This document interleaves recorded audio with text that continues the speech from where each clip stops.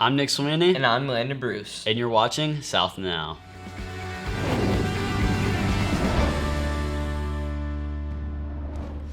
In this episode, we're looking back at a few recent events here at Prescott. That's right, Nick, and lots of stories in today's episode. Starting off, we have Allie Gillies interviewing a few teachers about advice for high school. Shortly after that, we have McCrary with a yearly sports recap. Then we have Cayden Holmes with Hidden Talent. After that, we have Dhruv Patel with 2-minute time. That's going to be awesome, but let's send it to Allie Gillies for our A story. The Prescott South Class of 22 has seen and been through a lot of change in the past few years, between something as little as a friendship ending to the entire country going through a pandemic. From learning in your PJs at home to adjusting the way we practice and play sports. Even when we came back to school, we had to deal with classroom discussions through masks. I reached out to a few people at Prescott who have gone through similar experiences and asked them what they learned and if they have any advice for us. Miss Dyer, what was the biggest change in your life and how did you adjust to it? The biggest change that I probably faced was when I graduated college, because I went to school every day. You graduate and it's like, what do you do? For the first day and ever, I don't have to go to school. What do I do? As you move through different stages in your life, how did you deal with drifting away from your old friends? And would you say this was positive or negative in your life? Well, I would say it was both. Negatively, because I was a little sad that my friends weren't at the same stage that I was at. But the positive side of that is that I was able to make new friends. For you, what would you say was the hardest part? The hardest part of having kids was it not being about me anymore. It was about them, and it was about the future. Miss Shanks, us 8th graders are about to go through a huge change. What advice do you have for us? I would say when you get to high school, just remember that it's 4 very short years. It's going to go by in the blink of an eye. So just think about the choices you're going to make. Work hard in all that you do. Find a good mentor that you can ask questions to and talk to. Don't be afraid to try new things. Try new clubs, new sports, new friends. Be very careful, though, of those friends that you let in, because those people are going to affect some of the things that you do in high school and as you move into college. Take it day by day. It's okay if you feel overwhelmed. Check in with yourself. Make sure that you're doing okay. If you need help, reach out. If anything, we have learned the only constant in our life is the fact that it's always changing. Through all these adjustments, we have been forced to adapt, and this has prepared us for this change and many more to come. Congratulations to this class of 22. It's been a pleasure bringing What's Cool on Campus to you all year long. I'm Allie Gillies, sending it back one last time to Landon and Nick in the studio. Thanks, Allie, and thank you to all the teachers who participated. Yeah, that was some good advice. Now we're sending it to Will McCrary with our sports segment. Thanks, Nick. It's the end of the school year and our spring sports are coming to a close. I got to speak with Coach Wes Stevens about how the golf team season turned out. We have multiple wins this year. The girls team is doing fantastic. The boys are a little bit behind the girls. They really don't like congratulating them every game, but that's okay. We've got pretty stellar record this year. In fact, we're about done with our season. We're getting ready to head into districts. We've had 4 boys qualify for districts this year, and all 3 girls have qualified for districts. This year's team performance has definitely been above expectations. I had a couple of people that have just really ultimately improved their game. They've taken their scores from previous years and have dropped anywhere from 5 to 10 strokes off previous scores. They've been playing great golf and couldn't ask any better. There's so many improvements you can make in this game, but the biggest ones is always your short game, chipping it up there and putting. Putting is one that kids from every team seem to struggle with at times. I've seen some kids make 15-foot putts, and I've watched our kids miss putts from about this far away. Thanks to Coach West for that interview. With this being our last sports segment of the year, we met with Athletic Director Mr. Justin Campbell to recap this year from a sports perspective. Let's take a look. So as you know, we've had a great season as basketball is concerned. Boys had a winning season. Girls are obviously state champions, which is amazing. Football, we're looking forward to what's happening next season. Kids are ready. I think a lot of our athletes are getting ready right now, doing a little strength, a little conditioning. So I think we're real excited about what we're going to look like next fall. Volleyball's got a new coach, so real pumped about what volleyball is going to be looking like as well. I think we're going to have some good fundamental play. It's going to be taking place. Archery, absolutely amazing. We take home trophies every time we go. It's phenomenal. The kids do a great job, and of course, Coach Tilka does a wonderful job with them as well. Wrestling, a lot of success in wrestling as well. I mean, PSMS Sports is athletic programs are getting it done. So Sounds like this was a spectacular year in sports, with each team finding some level of success on and off the field. I'm looking forward to see what the future holds for Prescott athletes. If it keeps up like this, look for big things in the coming years. This is Will McCrary signing off for the final time for me and everyone else here behind the sports segment. Back to you, Nick. Thank you for that coverage, Will. I'm curious to see the future of Prescott sports. Now we have Cayden Holmes with this episode of Hidden Talent. Hi, this is Cayden Holmes on Hidden Talents, and today I'm here with Miss Best, the special ed teacher here at Prescott. So, Miss Best, what's your hidden talent? I am a quilter. So, Miss Best, what made you fall in love with quilt art? Well, I've always sewn all my life since I was a little girl, and I had a woman come when my mom was having a baby and showed us how to quilt by hand. And then when I went to college, I continued with a degree in textiles art, the first degree that I had, and I've just always loved fabric. I don't know why, but I just love fabric. Do you wish to sell your art, or do you just quilt for pleasure?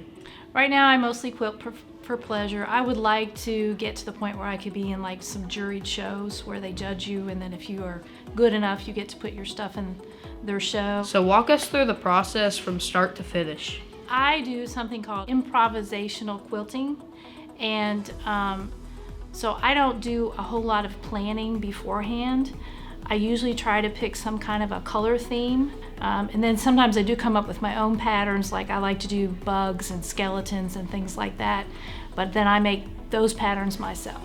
When you're quilt arting, what do you find the hardest part to be? There's parts of quilting that are not fun, like if you have to cut out 500 pieces of the same size, that can be annoying, so you have to make yourself finish, or else you're never going to get to the finished product. Who is your biggest inspiration and why? Well, artistically, I've always enjoyed the art of Georgia O'Keeffe. Frida Kahlo is also someone that I enjoy. My grandmother, on my mother's side, sewed everything from hats to suits, and my mother is also sews, and she was also a ceramic artist as well. When you first started, did you ever find yourself wanting to give up? And if so, what motivated you to keep trying? When I was younger, I would start something and then never finish it. And so then I would have all these half-finished projects all over the place. And as I've gotten older, I make myself finish things, even if I think they're gonna be ugly and they look terrible. Lots of times, if you finish it and follow it through, in the end, you do have something that looks really good. What would you tell a person wanting to become a quilt artist? You need to know about color theory. You need to know about geometry and math. You need to find your own inspiration, like either from nature or art museums or architecture. There's a lot of online resources that you can take and classes that you can take as well.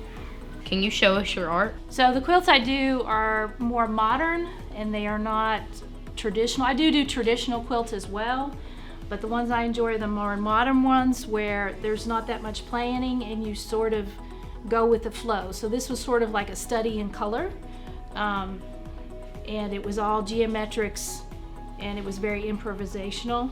Now here's one that was more planned. I like bugs. And so this one's in process. This one's not finished. It doesn't have the quilt sandwich on it at all. So I did some beetles. My husband has traveled to Africa a couple of times, and this is fabric that he brought me back from Africa. And then this is another improvisational, and this was about color mostly, about the pinks and the purples and the oranges, and these are the colors that I really love. Miss Best, thank you for coming out and letting me interview you about your hidden talent. Hope you have a great rest of your day. Signing off, back to Landon and Nick in the studio. Wow, she's really talented. I agree. And now we have a special guest giving a message to all the graduating 8th graders. What's up, Prescott and rising Cookeville High School freshmen? My name is Max Petett, and I'm the executive principal of Cookeville High School. And it's my pleasure to, it's an early welcome, but to go ahead and welcome you as a brand new Cavalier. This is a very exciting time for us there. It's kind of bittersweet in a way. It's bitter because we're saying goodbye to a wonderful group of seniors that have accomplished so much. We gave away $500 million worth of scholarship money just last week. And as you guys come to our campus and begin your academic career, think about that 4 years from now. What do I want to be doing? Do I want to be walking across that stage and getting some of that scholarship money? It's sweet from the standpoint we get to welcome a brand new rising class of freshmen and welcome you to Cookeville High School and all the things that's going on there. First of all, the campus is one of the largest in the state of Tennessee. It's 400,000 square feet. Our population of students there is the 5th largest in the state of Tennessee with approximately 2,300 students there. I want to encourage you guys when you get here to Cookeville High School to get involved. We have so many extracurricular activities, anything from archery to a rifle team, to a swimming team, to all the athletic teams you can possibly imagine. We have a cybersecurity team that was ranked number 2 in the nation that competed against teams all across the world. We have so many wonderful things going on, and I want to encourage you as a freshman to seek those things out. Find out what you're interested in, and please get involved. It makes your high school career and those 4 years go by so much smoother and so much more enjoyable. July 21st at 3 p.m. It was a very important day. It's from 3 p.m. to 6 p.m. and that's a freshman orientation. So bring you and your parents come there. You'll get a chance to meet your counselor. You get a chance to meet your freshman administrator. You'll also get a chance to walk the halls and go and find your classes and become familiar and be ready for July 28th, which is our 10 o'clock day. That prepares you for the 31st, which is our first full day of instruction. My plans are to meet with you as a class on that first full day, outline our expectations in terms of discipline, in terms of dress code, in terms of overall behavior, but most of all, talk to you about our academic expectations and let you know that they're very high. We have ACT goals, we have end-of-course goals, we have overall achievement goals that we look forward to you being a part of and helping us rise to the best in the state of Tennessee. But again, my name is Max Petett, and I'll be your principal at Cookeville High School. Can't wait to see you walking through the hallways. A special thank you to Mr. Petett for that address. Up next, we have Dhruv Patel hosting a special edition of 2 Minute Time. Let's take a look. Thanks, Nick. For the final game of the year, we wanted to include everyone, so we did, with a massive school-wide rock, paper, scissors tournament that will end in one student or teacher being crowned the Prescott South Middle School rock, paper, scissors champion. Our champion will win a custom t-shirt courtesy of Vivint Tucker, a $20 Zaxby's gift card, and most importantly, bragging rights. In case the rules are unclear, scissors cut paper, paper covers rock, and my personal favorite, rock crushes scissors. In our bracket, there are 4 different regions, one for each grade level. Let's get into action. Early rounds were best 2 out of 3 that quickly wiped out most of the field. They narrowed down to the Sweet 16. There are a few upsets like Mr. West losing to Maddie King.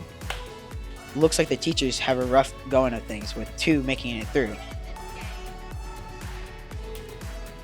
Must be out of practice. No!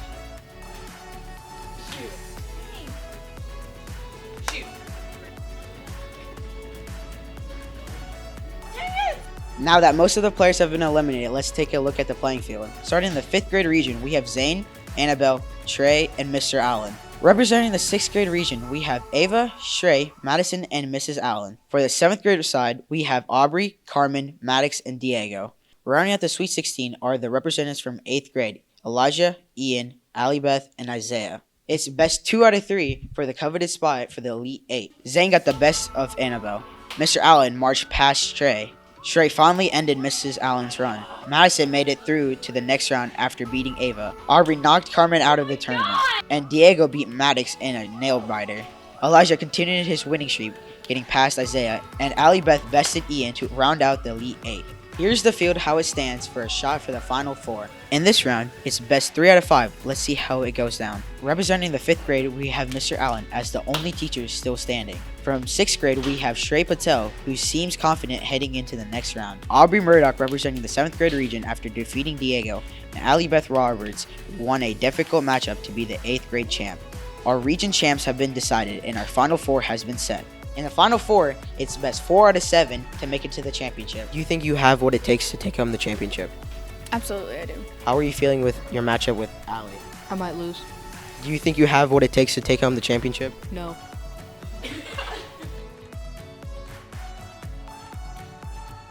So, Mr. Allen, how are you feeling about your matchup with Aubrey? I'm really concerned. Aubrey is excellent. Aubrey's really good at rock, paper, scissors, and I'm going to have to try hard to come out on top. Pretty confident that I'm going to win.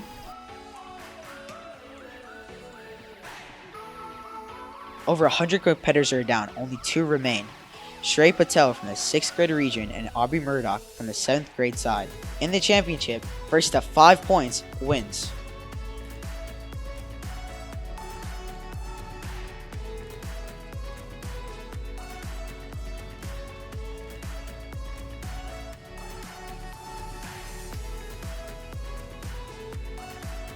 Congratulations to Patel. With his shirt and his Zaxby's gift card, he can proudly say he is the undefeated champ, the best in the entire school and possibly the world. The tournament's finally over. Thank you for everyone that competed, and thank you for a great year. Back to you, Nick and Landon, in the studio. That was great. Unfortunately, I lost in the first round, but let's be honest, Landon, that's not really surprising. I'd have to agree with you there, Nick. Well, it's been a nice run, Landon. I think we're all sad to see it come to an end. Thank you all for watching one final time. The support this year has been amazing, and we can't thank you enough. I'm Nick Sweeney, signing off for myself, my co-anchor, Landon Bruce, our lead reporter, Allie Gillies, sports anchor, Will McCrary, head and talent host, Cayden Holmes, 2-minute time host, Dhruv Patel, and our director, Mr. Cross. From each of us and everyone else here working behind the scenes, this has been South Now, and we'll see you South later.